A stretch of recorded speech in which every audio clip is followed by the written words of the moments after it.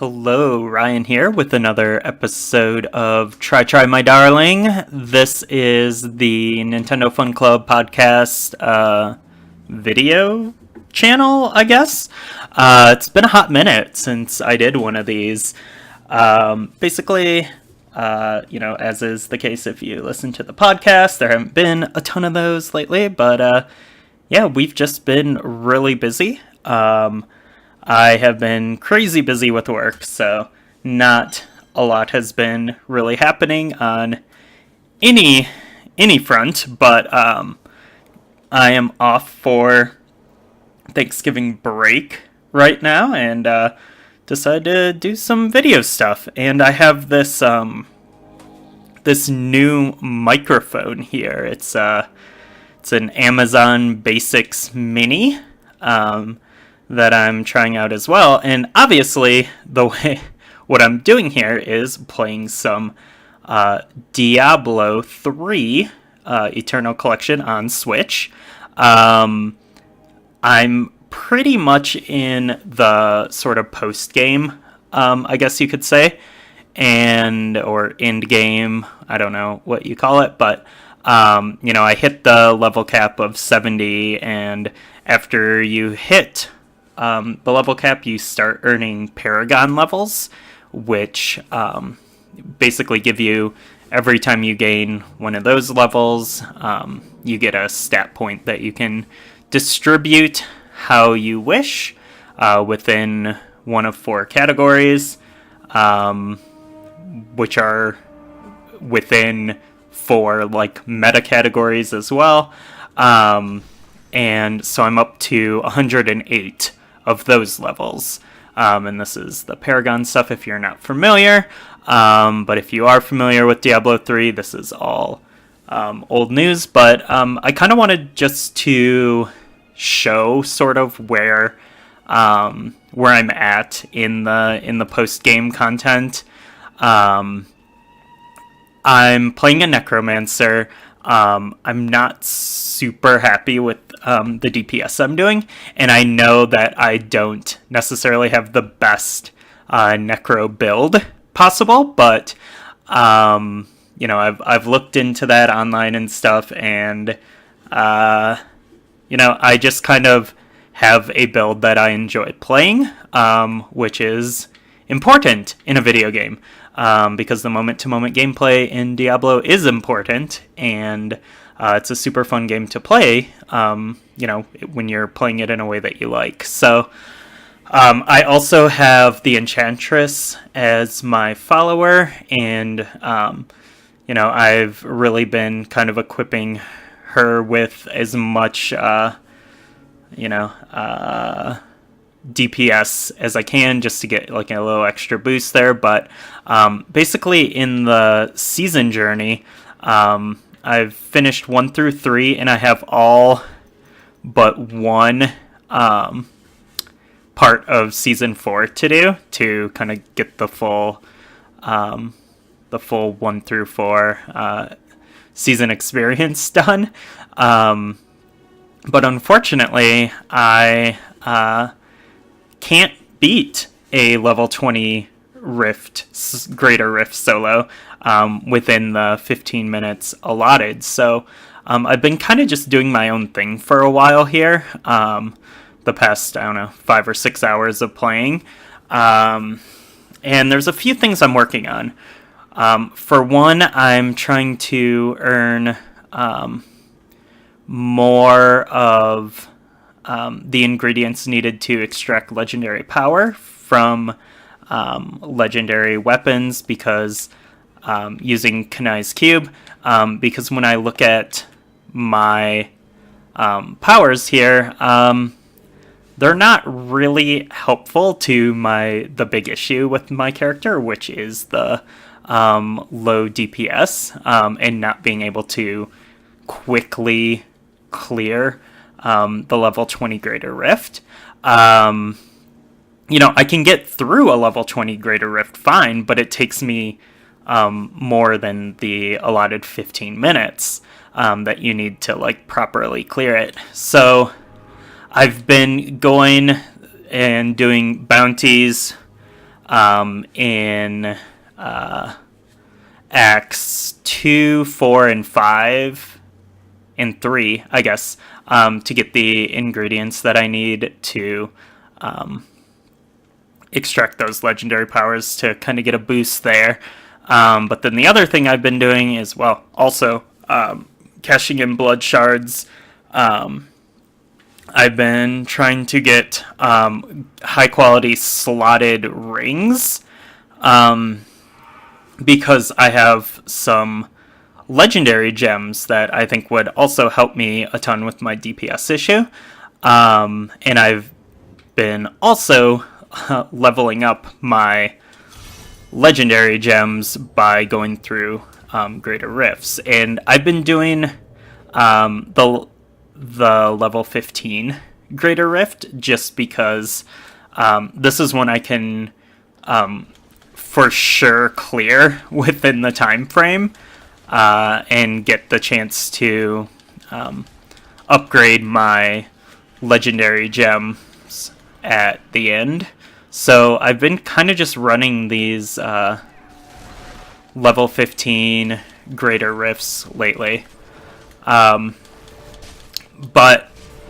yeah, if you can't tell, like, I'm a huge fan of this game. I played it a ton on PC and a bit on PS4 and Xbox One as well. But I think, like, for me, the Switch version is, like, extremely my jam, because, one, like, I love Nintendo, and I love the Switch, like, I mean, and just playing a Diablo game on Nintendo hardware is just really cool. It's something I've been, wanting since the 3DS Wii U era. But also, the Switch is portable, so I can play it when I'm watching stuff. And Diablo is a great game to kind of just pick up and play when you're, well, in my case, watching professional wrestling, which there's been a whole lot of this past week. And then, like, other things that I watch as well. Like, I've been watching Eli Roth's History of Horror on AMC, and, like, it's a perfect game to be playing while learning about the impact of old slasher movies and stuff. So, yeah, like, I'm getting tons of play out of the Switch version. It's also nice because I have a lot of friends who are playing on Switch right now, so, like, the leaderboards are really active, and I have people I can occasionally play co-op with. My wife is playing, so her and I have been doing some couch co-op on our own respective Switches. So yeah, it's been really cool. Like, this is obviously it's not the most, like, technologically advanced of the versions. You're not getting the best resolution and such, but it, as you can see here, even when it gets really busy, it maintains a pretty solid 60 frames per second. Like, I'm not super sensitive to frame rate, so I can't really tell if there's, like, single frame drops or anything. But I mean, as far as I can tell, like, it, keeps that that high frame rate, which I'm not, like, a huge stickler for 60 frames per second in games, but for Diablo, especially when you get to some of these, like, higher levels, like the higher difficulty levels and stuff, like when basically, like, one hit can kill you, it really helps to, be able to count on a silky smooth frame rate and, like, just super responsive gameplay. You know, it's kind of the same thing for like fighting games and Smash and Mario Kart and, you know, those sort of things where, you know, you really want that ultra steady frame rate. But as you can kind of see to the left of the screen, under the objectives, there's a meter that's happening, and that is on the top is the progress I've made, and on the bottom is the timer, how much time I have left. So it is essentially a race against time, and right now I'm in really good shape because my little evil skull thing is like significantly past the timer, so that's all going swimmingly. So yeah, like I said though, like this is level 15. I can, for greater rifts, I can pretty much bank on being for sure clear. So that's why I've been running them a lot lately when I'm, and then like if I get tired of running rifts or I don't want to commit like, you know, a whole 12 to 15 minutes for a rift, I can just run bounties. I guess like, yeah. It's not even like a super big deal. Like you're not, when you're playing solo, you're not like super locked into the timer, because it is possible for you to just like simply pause the game and the timer pauses as well. So it's not like a like MMO situation where like the timer's just going to keep going no matter what you do. But if you are playing multiplayer, then it becomes a factor. But for me, with clearing the season, I have to do it solo anyway, so I need to get to a good point where I can.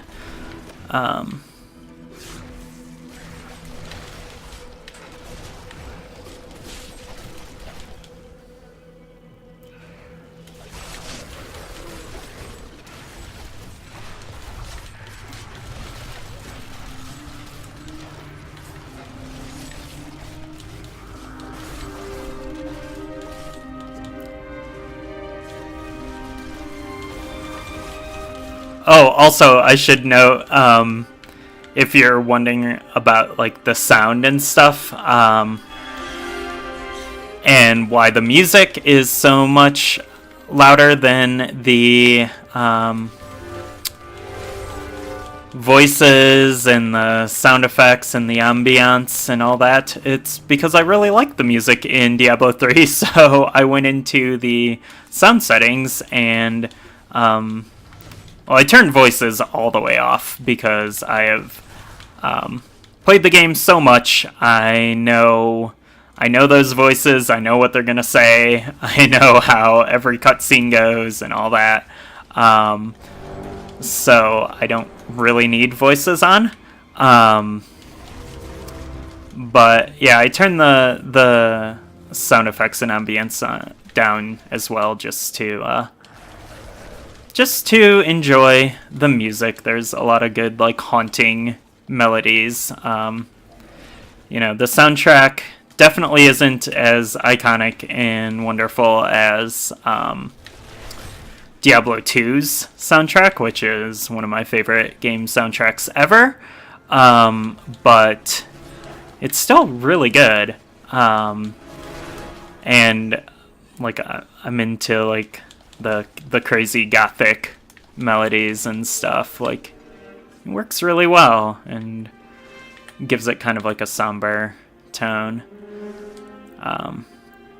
But also, a lot of the time when I'm playing Diablo, if I'm not like watching something, I'm usually like listening to a podcast or listening to records or something. So yeah,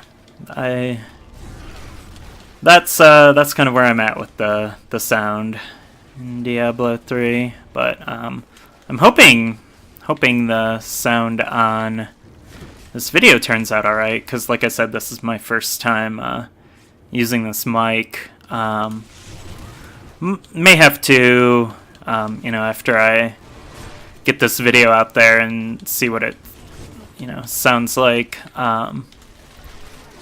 may have to fiddle with some of my sound settings a bit going forward, but I would like to record a handful of these videos while I'm off over Thanksgiving break here, because I don't really have a whole lot else to do, which is kind of nice. But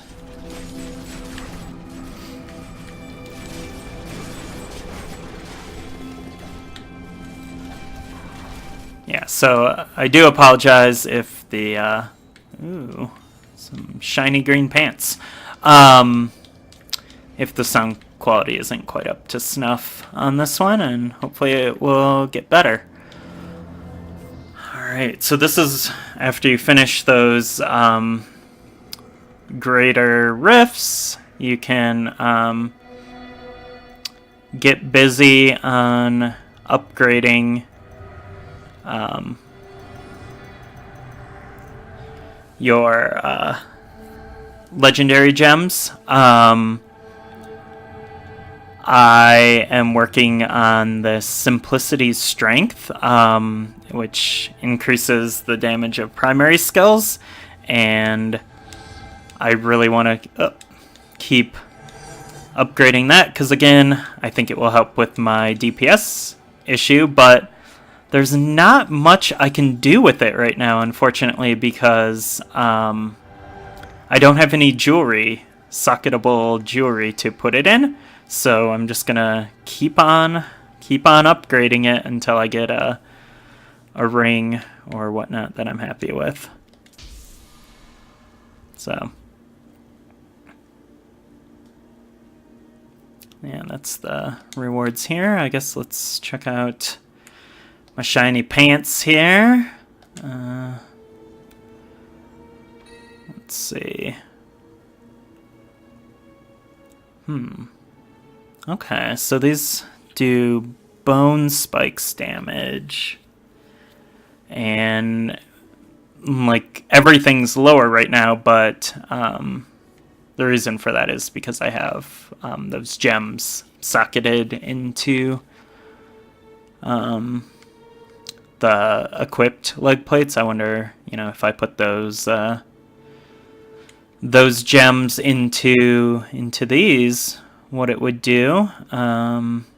Looks like it would still probably be a little bit lower, but I'm curious about that 14% bone spikes damage, because bone spikes are my primary, so that could be cool. I might mess around with that and see what my options are there. Yeah, this Chang mail.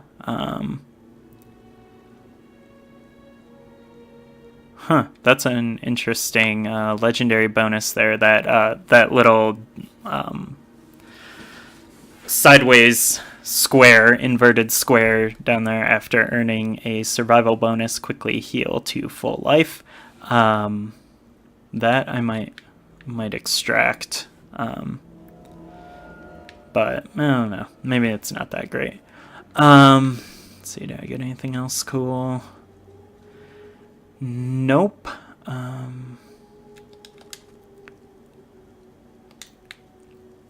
Let's see. I guess I got a gem here.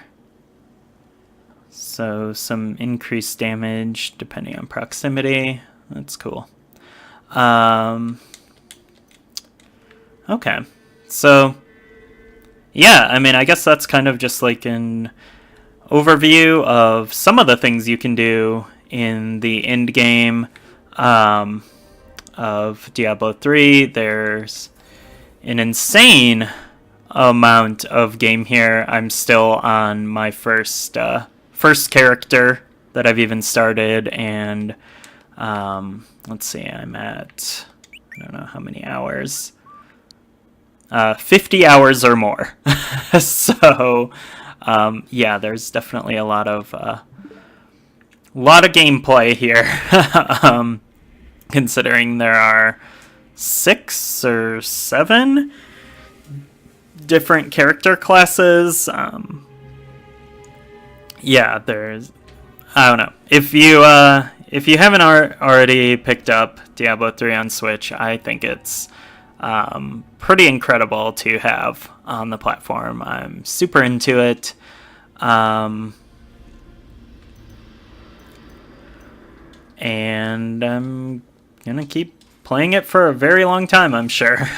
This will be my primary platform for playing Diablo 3 going forward, at least in the near future, as far as I can tell. So great stuff. It's really awesome to see Blizzard and Nintendo working together. They're, obviously I'm a big Nintendo fan, but Blizzard is probably my favorite Western developer. I love Overwatch and World of Warcraft a ton, so this is all really cool and exciting to me. Having two of my favorite game companies working together, it makes me really happy. But yeah, I guess that's about it for this video. Hopefully the video turned out okay. As always, you can check out our website, our blog, NintendoFunClubPodcast.com. You can subscribe to our podcast, which has become a little more infrequent than we would like lately, but it's hard enough to find time to play video games, and even harder to schedule recording a podcast about them. But our podcast is at just Nintendo Fun Club Podcast. You can find us on like Apple or iTunes, Google Play, wherever. Also, this video channel is here, but you already found that, so cool. And as for myself, you can find me on Twitter at BrawnDwarf, BrawnDwarf. So thanks for tuning in and checking this out, and hope to have some more stuff up soon, which will excite the 11 people who watch this. But anyways, thanks a ton, and I will catch you later. Bye.